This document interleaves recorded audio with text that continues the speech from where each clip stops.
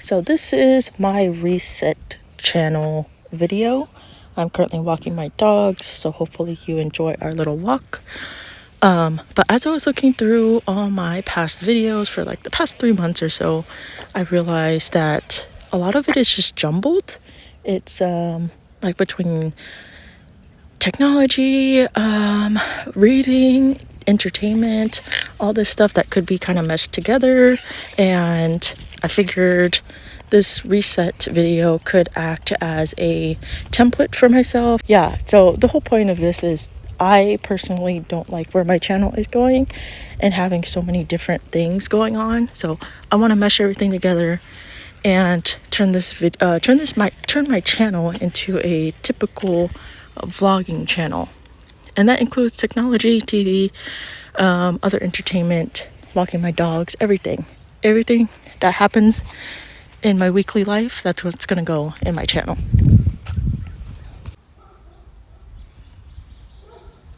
Felix, can you sit?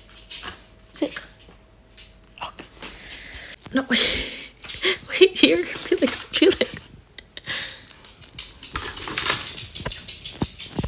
Come here, Draco. Come on. Let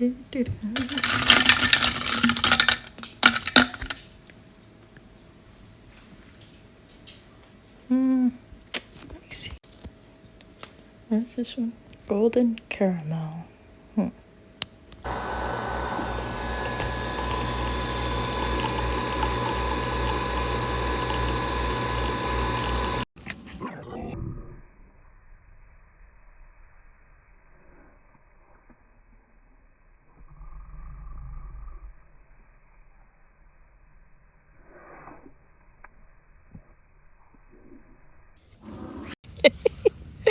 What are you guys doing?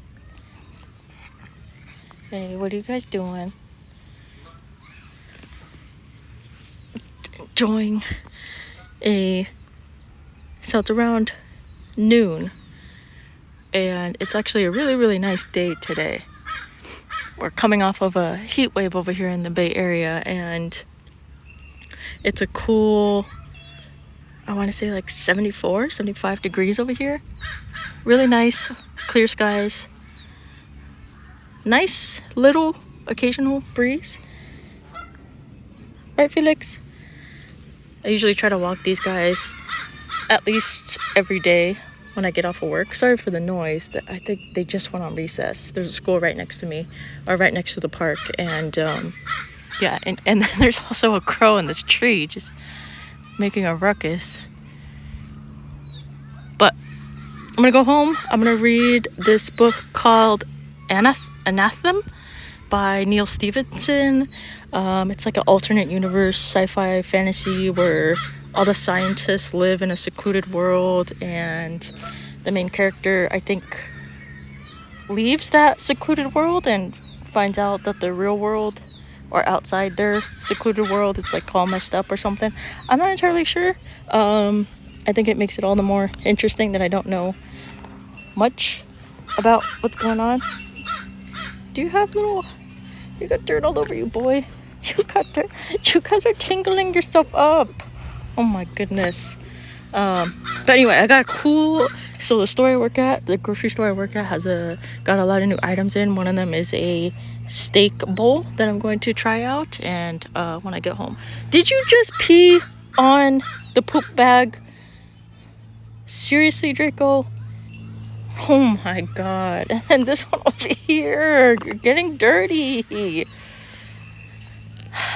is what I have to deal with, having 2 boy dogs. Crazy little boys. Yay.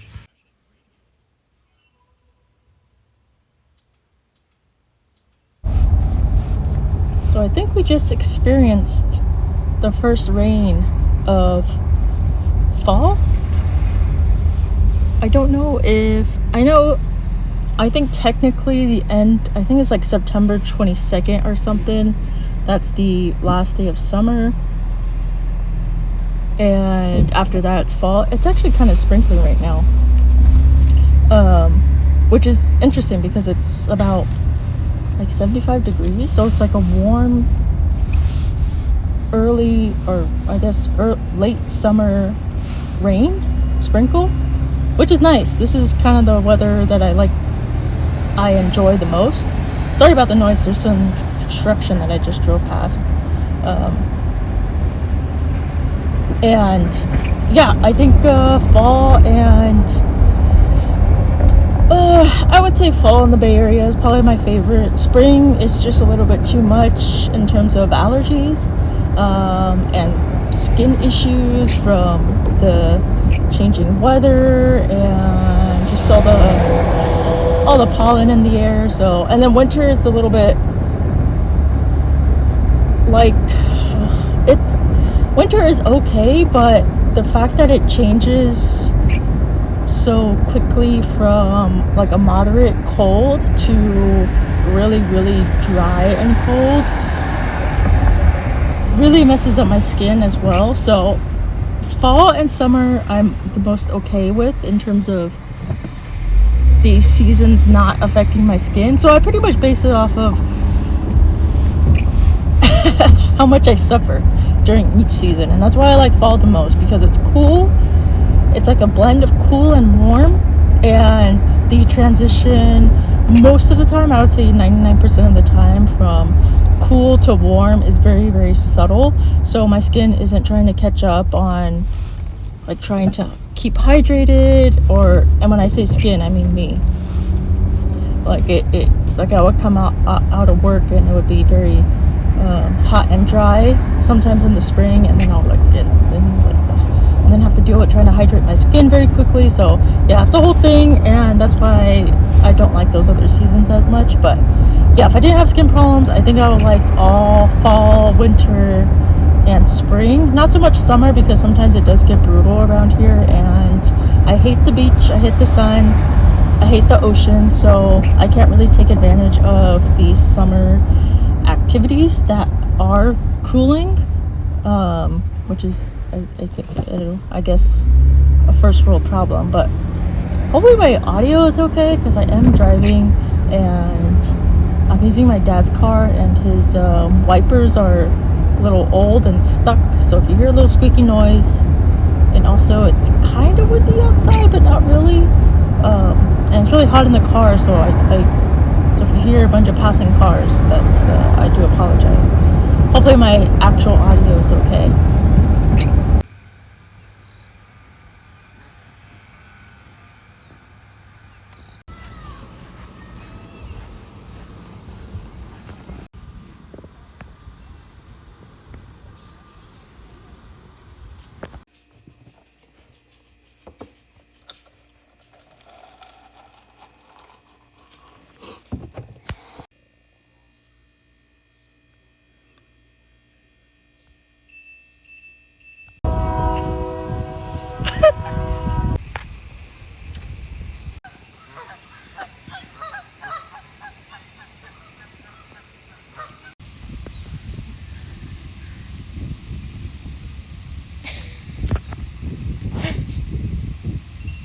I'm tired, boy. I'm tired.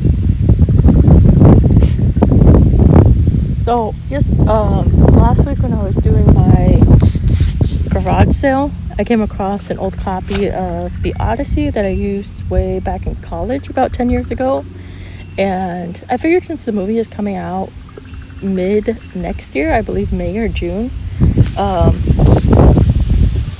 figured I should reread The Odyssey 10 years later from when I first read it, and kind of just get a new perspective on it, see what I missed, see if I enjoyed it a lot more than I remember enjoying it.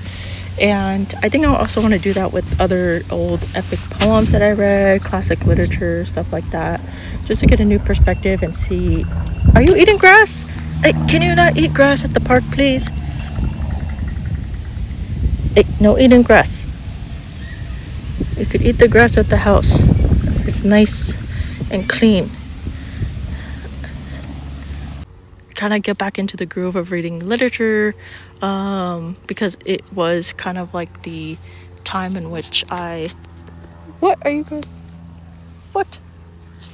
Where's your bro? in college was when I read the most, and then grad school as well. And then during the pandemic, I kind of fell into a funk that I haven't recovered from. So I think that's why it's kind of hard for me to read these days. But hopefully, the Odyssey and the other books I'm reading right now get me out of that.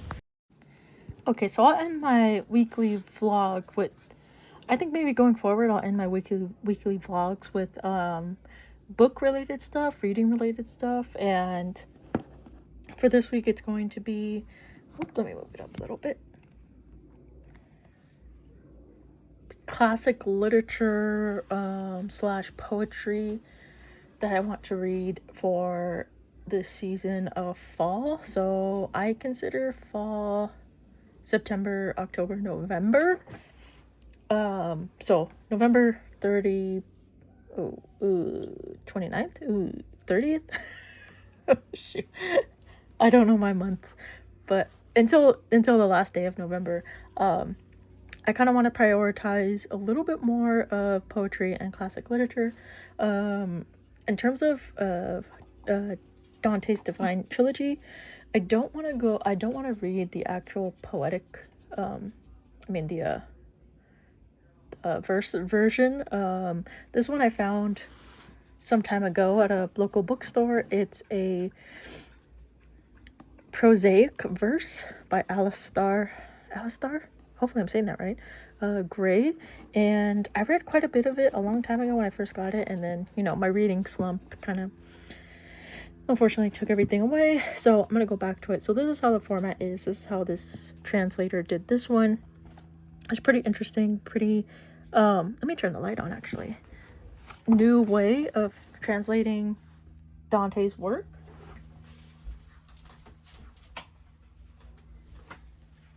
And then, okay, that didn't help at all. Let me turn it up a little bit more. Yeah, it looks a lot better. And then let me show you guys an actual, maybe the first stanza or so.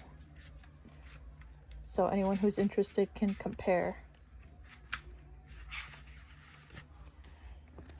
Okay, so this is Canto 1.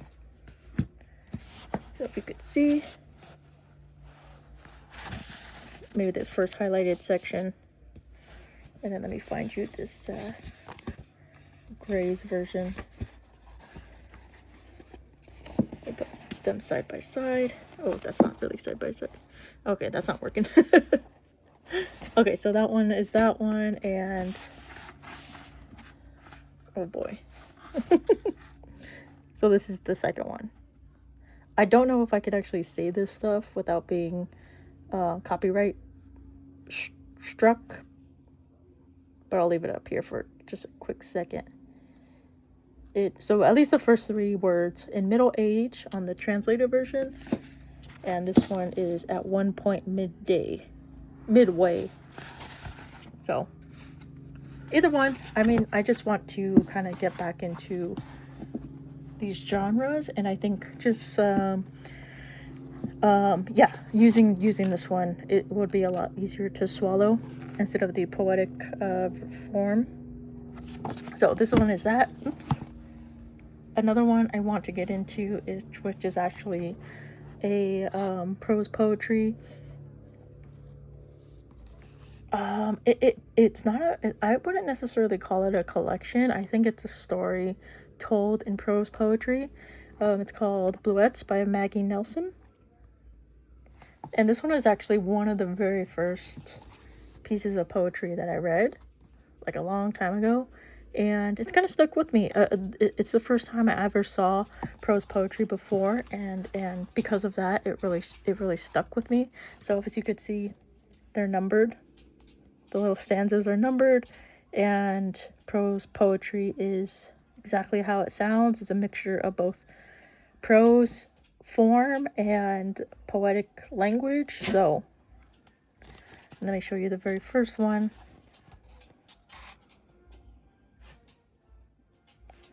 Yeah, this is the very first. If you're hearing noise in the back, that's my dog trying to get a momentum to jump on my bed. But yeah, this is it. I think I'm gonna wait for maybe like a very windy weekend, a very gloomy, windy weekend to read this. Very quick read. It just has a lot going on in it. That's why I kind of need like a full weekend to be able to read this and kind of interpret and kind of just take all of it in. So this was what I was talking about at the park. This is my version of the Odyssey from many years ago. As you could see, all the little tabs here when I took notes. You could see when I stopped taking notes. There was a whole, I don't know which book it was, but there was a book very much dedicated to cooking and that I skipped. So when I read it this time, I'm going to for sure read that book and not skip anything, and just yeah, I think I'm gonna maybe do an Odyssey separate video sometime in the future, just so I can just kind of work through things, because I like working through things that confuse me, and then sometimes I just kind of work things out by just talking it out. So I think reading an epic poem that maybe when I was younger, 10 years younger, I didn't fully understand. So when I read it this time, and if I don't understand anything, I could just talk it out and try to figure it out on my own. And then hopefully anyone else who is interested can follow along then. But this is it. I also want to read this summer because I do want to watch the movie when it does come out, just to see how it is and how it compares to the book. I don't know how they're gonna able to fit an entire epic poem in maybe like a 2-hour movie, 2.5-hour movie, but we'll see. This is also another collection of mine that I used to read very frequently. Emily Dickinson is probably my biggest inspiration in terms of writing. A lot of my poetry takes after her writing style a lot, and yeah, I just want to get back into just reading a poem every single day of hers, just to have some sort of poetry in my daily life. And yeah, reading this is let me see how many total poems. So as of this edition, it's 1,775 poems. And as you could see, some are somewhat long and some are very short. So let me see if I can find a very short one. This one right here, very short. Again, I don't really want to read it out loud because I don't know if it's still under copyright law.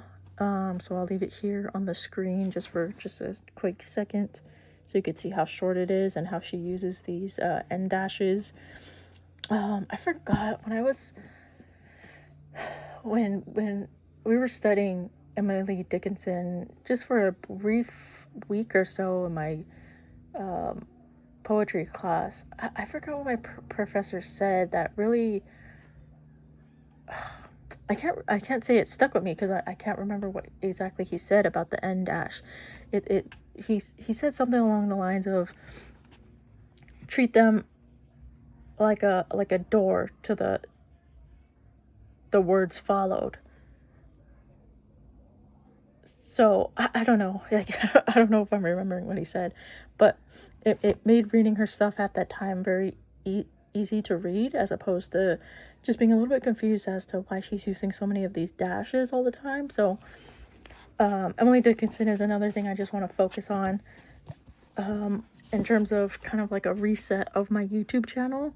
And yeah, just a little bit more book focused. As you could see when I upload this video, I have about 5 iPhone related videos previously, so I kind of want to get away with that and maybe just kind of separate the two, of my YouTube channel being primarily stuff I'm interested in, like reading and poetry, and then my podcast, which I guess is on my YouTube, will be the only tech focused thing on my channel. So those are my hopes for at least the end of this year, and then a transition into next year, because as of September, I believe it's officially my first year on YouTube.